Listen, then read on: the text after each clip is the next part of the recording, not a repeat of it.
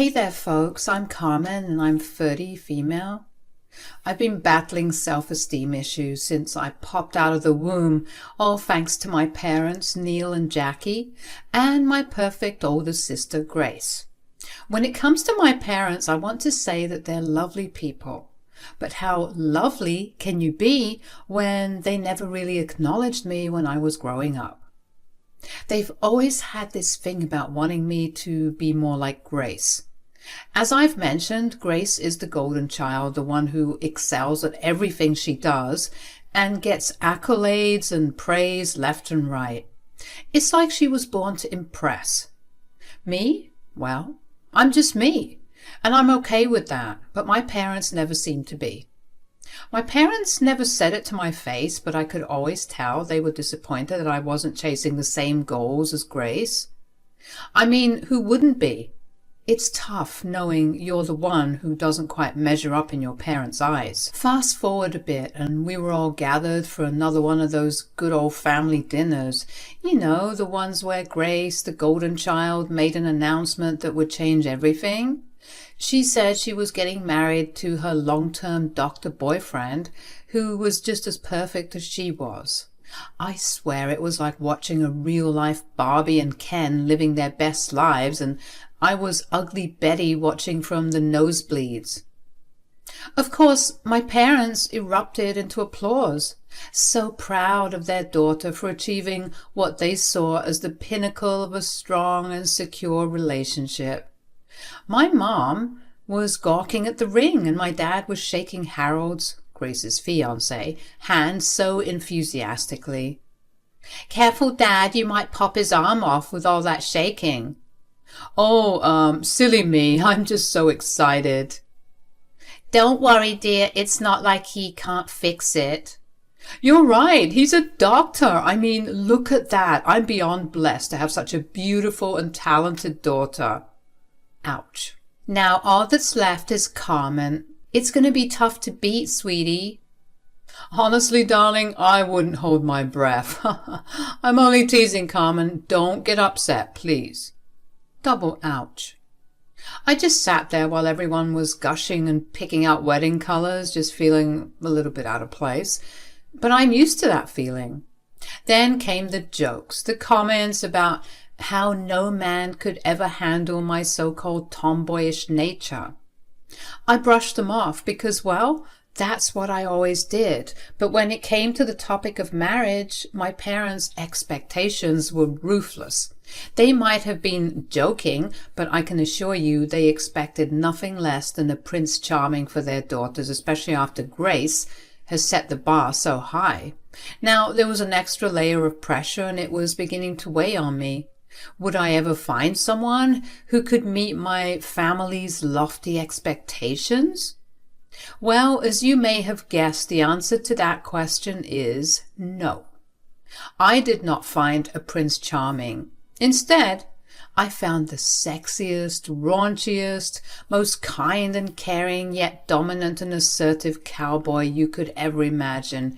He wasn't afraid to get his hands dirty, but would also bring me roses on a random Tuesday. He was just that kind of man. He could make me ugly laugh, and he would always bring me tissues when I would ugly cry, and those dumb old rom-coms. He was perfect. His name is Hugh, and he is my everything.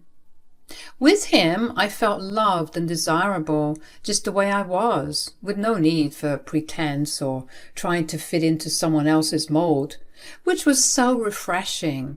I was absolutely smitten with him. Sometimes I'm convinced I must have put a spell on him or something because he was utterly obsessed with me, and I just couldn't imagine why. But I wasn't complaining.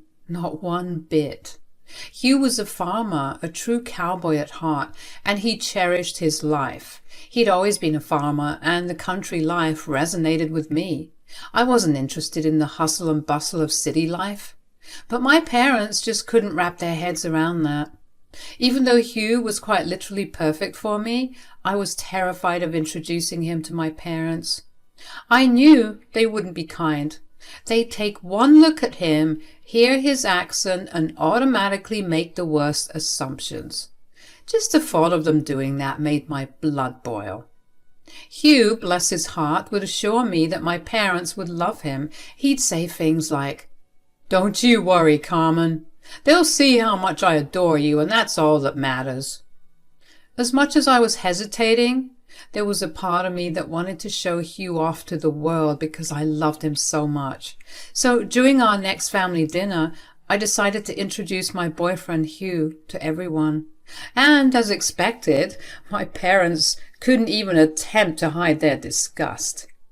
They'd say crap like, "What an interesting accent," or "Is that a hillbilly accent?" Like, are you kidding me? My man, being the strong person he is, took it like a champ, and every time I intervened to try and get my parents to shut up, he'd give my hand a squeeze and let me know that everything was okay. And he seemed to be handling everything pretty okay until that dreaded question came up. "So, Hugh, what do you do for a living?" "I'm a farmer." Everyone in the room burst into laughter like Kevin Hart himself was in the room. Me and Hugh were just looking at each other like, "Oh boy, good joke, son." "Ma'am, with all due respect, I'm not joking." "What?" "There's no way you're a farmer." "Jackie, obviously he's pulling your leg." "Mom, Dad, he's not joking. He's a farmer, and I'm happy with that. He's happy. We're really happy together, and we're even thinking of getting married." At that moment, I saw something in my parents shift, and I was transported back to being a 3-year-old getting in trouble for stealing candy from the drawers. "Well, that's just fantastic." "Sir, don't talk to me." "Dad!" "Carmen, how could you do this to us? Do you want us to become a laughing stock? Are you two being serious right now? You do realize we're in 2023, right?" "Listen, no daughter of mine is going to marry some redneck hillbilly." "Well then, maybe I shouldn't be your daughter." "Carmen, how could you say that?" "Oh, don't act so innocent, Mom. You two have been treating me like less than ever since I was born. And now that you learned I might be happy for the first time in my miserable life, you treat me like this. You treat the person I love like this." "Carmen, wait." "I love Hugh. I know it's hard for you guys to wrap your heads around that, but if any of you ever at any point in your lives had even an ounce of care for me, you'll see that this is the best decision I could have ever made in my life, and I would like it if the two of you as my parents would accept that. Accept that I am me, and I am always going to be me, and that I am in love with this man." "Cut the dramatics, Carmen. You're not listening to us. You can't seriously consider marrying him." "It seems like we came here in vain, babe. Let's go. But before I do, I'd like to extend the olive branch one more time. I'm choosing Hugh every single time, and I want you to be there when we get married. Will you come?" I looked at everyone in the room, and they were all shifting uncomfortably in their seats. That's what I thought. Me and Hugh drove back to the countryside after that awful excuse of a family bonding dinner, feeling so relieved. We knew that we belonged in the countryside among the open fields and endless skies, and it wasn't up to anyone else to decide that for us. A few months later, after Hugh proposed to me under the night sky, I had sent out wedding invitations to my family, as one does. I was hoping that perhaps the time and the distance apart would allow my parents to cool down and use their brain cells, but alas, I was wrong. The RSVPs never came. Stupidly enough, I thought that perhaps they didn't get the letters in the mail, because in my mind there was simply no way that they would opt to miss their daughter's wedding. But when I call my parents, all they would do is decline my calls and leave my messages unread. I was so hurt, you all. I couldn't understand why they hated me so much. I was left feeling helpless, angry and constantly in tears, and my husband, ever the smart one day sat me down when I was moping and told me, "Carmen, it's time to consider cutting emotional ties with your parents. I see you every day, and you look miserable. I'm so sorry that your parents treat you like crap. If only they could see what I could see, they'd beat themselves silly for realizing all the harm they've done to you. You deserve to be happy. Screw what Neil thinks. Screw what Grace thinks. Screw what Jackie thinks. Hell, screw what you think. I know that you deserve to be happy, and I'm ready to dedicate the rest of my life to proving that to you, even if you don't believe it for yourself. You're the best goddamn thing that ever happened to me, and I can't bear to see you waste your tears on people who are so miserable themselves. I began to realize that Hugh was right, as always. I chose this life because it made me happy, and I let those energy vampires toy with my emotions and make me forget what all this was for. I did this for me, for Hugh, for us. I wanted the life that we were building together, and I owed it to myself to see it through and not be held back by my awful parents and their stupid expectations. On the day of my wedding, my parents and other family members were nowhere to be found. The only family present was Hugh's mother, Rue, a kind and loving woman who had accepted me with wide open arms. Even though it was all quite a bit sad that they didn't even show up for my wedding, I accepted that I couldn't control other people's actions. I was responsible only for the life I was creating.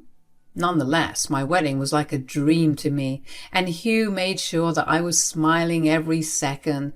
So that's a win in my books. After marrying Hugh, we combined our resources to purchase a large piece of land in the countryside where we could live off the land and raise our future family in the peaceful environment we both cherished. I had learned to choose happiness and accept the family that loved and supported her. A few months passed after the wedding, and my parents wouldn't stop bombarding me with messages suggesting that it wasn't too late for an annulment or even a divorce if it came down to it. It's funny how they were so unavailable for their daughter's wedding, but now they have all the time in the world to text me about a divorce. Some people in this life are truly evil, and there's nothing you can do about it. Their persistent prying and lack of support left me with no choice but to block them. I had decided that I wanted nothing more to do with my parents, who had shown time and time again that they didn't care about my happiness at all. Hugh was proud of me for choosing myself. Our bond only grew stronger, and I cherished him even more. We poured our hearts and efforts into improving our farm. With Hugh's background in farming, it didn't take long before it became a tremendous success. We started supplying local grocery shops and even some high-end chains with high-quality produce, dairy, honey, and meat. Our farm was on the rise, and we couldn't have been happier. Then came the news that I was pregnant after our second anniversary. Our hearts were filled with joy as we looked forward to growing our family. Life was sweeter than ever, and my love for Hugh and our growing family was unwavering. I no longer dwelled on my awful parents. I had healed from all the emotional baggage they had dumped on me and was now living a life full of happiness and love. We were sitting around the bonfire one beautiful and starry night when Rue leaned in and said, "Carmen, I'm so sorry to bring this up, and you don't have to answer if you don't want to, but have you heard from your parents lately? There's a reason why I'm asking."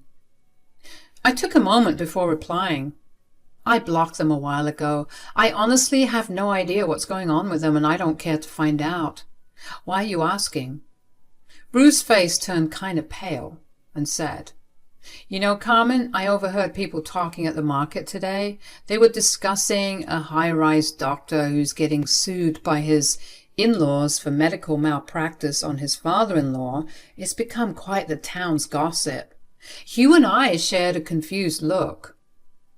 People all over town are talking about how conflicted the doctor's wife is, not knowing whether she should stay with him or leave, and the in-laws are furious with her because she chooses to stand by her husband. So now she's estranged from her parents. It sounds really messy. The story was intriguing, but I refused to believe it was about my parents.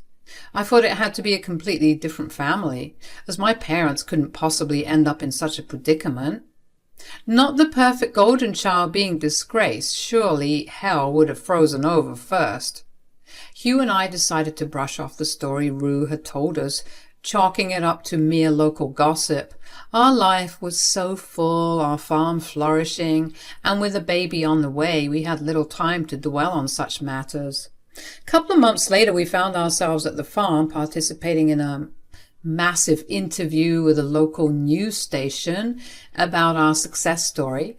I was unmistakably pregnant, which added to the buzz of it all. Honestly, we looked like your typical white picket fence family, except in the country, and we both beamed with excitement as we shared our journey and dreams to the interviewer, no doubt gaining us more success and fame. The interview was successful but long and exhausting. I obviously couldn't stand for extended periods, so we wrapped it up earlier than planned. As we drove back to our massive ranch house, we noticed a familiar car in the driveway. My heart sank as I realized it was my parents' car. What the hell were they doing here? We also noticed Rue's car in the driveway, which was unusual, but it made sense since there was no other way for Neil and Jackie to be here. Even then, Hugh and I were confused because my parents had never met Rue before. Because they missed the wedding and refused to be a part of my life. I didn't know what I was supposed to be expecting, but I braced myself anyway. We cautiously entered our home, and there we found Neil and Jackie, and let me tell you, it was not looking good. My dad was in a wheelchair with a stomach bug, looking quite like the Tim Burton movie. Both of my parents looked exhausted and angry, like their faces had been so weary, as if they were traveling the desert for 40 days and 40 nights. The situation was confusing, to say the least. As we entered the room, Rue and my parents finally noticed our return. Rue broke the silence, saying, "Ah, you two are back. How did the interview go? Neil, Jackie, meet my son and my beautiful daughter-in-law, but I'm sure you don't need an introduction." "What's going on?" "Oh, Carmen, my beautiful baby." "What?" "We missed you so much, and we see what you've done for yourself out here, and you're pregnant." "Yes, obviously." "Why didn't you tell me?" "Why on earth would I tell you that?" "Oh, come on, Carmen. Are you seriously still angry about what happened last time? I'll admit I had my doubts about this arrangement." "Doubts? More like full-blown reservations." "Hugh, please. The way we spoke when we last saw each other, I wanted to put that behind us." "What the hell are you two doing here, and what the hell happened to Dad?" My parents began to tell Hugh and me their side of the story, looking embarrassed, as they should. It turned out that the story that Rue had told us around the fire a couple of months ago was actually about my parents and Harold and Grace. Neil explained that he needed surgery due to his bowel problems, so he went to his sister-in-law, Harold, and probably went at a family discount too. However, Harold proved to be pretty careless, according to Neil, and he ended up botching his surgery and leaving him in a wheelchair with a colostomy bag collecting his waste. Yikes. The situation was humiliating, and you could see it had taken a heavy toll on their marriage. Then I asked about Grace, and Neil and Jackie looked even more uncomfortable. They revealed that they weren't really on speaking terms with her at the moment because Grace had chosen to stand by her husband rather than supporting her parents. Hugh then asked how they had contacted Rue. Rue chimed in, explaining that Neil and Jackie thought they could trick her into providing charity service because she ran a small lodge in the countryside which served as a bed and breakfast. "They didn't think that I knew who they were, but I told you I'm thorough and I do my research. So while they thought they had the one up on me, I was 3 steps ahead of them." "How could you do this to us? Lie to us like this? Why didn't you just tell us you knew it was us? You can see we're clearly struggling, and this is how you treat us?" Rue couldn't help but express her thoughts, calling Neil and Jackie pathetic parents for their actions. Jackie started crying, mentioning that they were running low on money to cover their legal fees while trying to sue Harold as well as Neil's medical expenses. Finally, I asked them directly what they wanted from me and why they were here, and a heavy silence in the air. Neil finally spoke up, saying, "Carmen, we've missed you and we need your help, please." I couldn't believe what I was hearing. I burst into laughter, and they all exchanged confused glances. I took a deep breath and said, "All my life, I've been treated like a second-class citizen in my own home. The people who were supposed to love me only treated me poorly. They treated me like crap when I wanted to marry the love of my life, and now they're crawling back. Karma is a real bitch, isn't it?" Neil and Jackie looked taken aback, unsure of what to say next. "Good for them." "How could you speak to your parents that way? What is wrong with you? Can't you see that we're struggling here?" That's when Hugh couldn't contain his anger any longer and shouted at them. "You've lost all respect here. You have no right to be on our property, and you have no right to speak to my wife this way. You haven't even apologized for what you've done. You're just expecting me to bend over backwards to help you? I mean, seriously, who does that?" Neil and Jackie seemed genuinely surprised by my response, and their faces fell. "You've been dead to me since my wedding day. I don't want you in my life, and I won't include you in my baby's life either. Get the hell out." Jackie began to cry, saying she wanted to see her grandchild, and this was the worst thing I could do to her. I firmly said no and told them to leave once again, warning them that they'd be escorted out by the sheriff if necessary, and that they would never get a dime from any of us. After some yelling and retaliation, they eventually left our property, rejected and clearly not having achieved what they had hoped for. Must suck to be them. Once Hugh helped Neil into the car, which must have been embarrassing, they drove off, and I couldn't help but feel overwhelmed. It was like a heavy burden had been lifted from my shoulders, and I couldn't help but just sob. These tears were different. They were happy tears because for the first time I felt truly free from the grip of my awful parents. Hugh and Rue held me, and they told me that everything would be okay, and I knew it would be eventually. Seeing them alone was too much contact for my unborn baby, and I wanted to make sure they never get the chance to harass this family again. A couple of weeks after the incident, I noticed that Neil and Jackie were still trying their luck. They had seen our interview and the success of our farm and found their way to my social media accounts, where they began harassing me. They claimed it was my duty to help my parents despite everything they had put me through. The audacity to try and weasel their way back into my life after everything they put me through was something that needed to be studied. Have they no shame? I blocked and reported them on their accounts, but they persisted and they created new accounts to continue harassing me. I was left with no other choice but to seek restraining orders to ensure I'd never have to hear from them again. It was time to protect my own happiness and the life I was building with Hugh and my baby. I knew they were struggling, and that was the sweetest revenge I could ever get from them. The way that I needed them when I was growing up was how they needed me now, and all I did was reciprocate their actions, and clearly they were mad at that because they thought that they could get away with their neglect and abuse.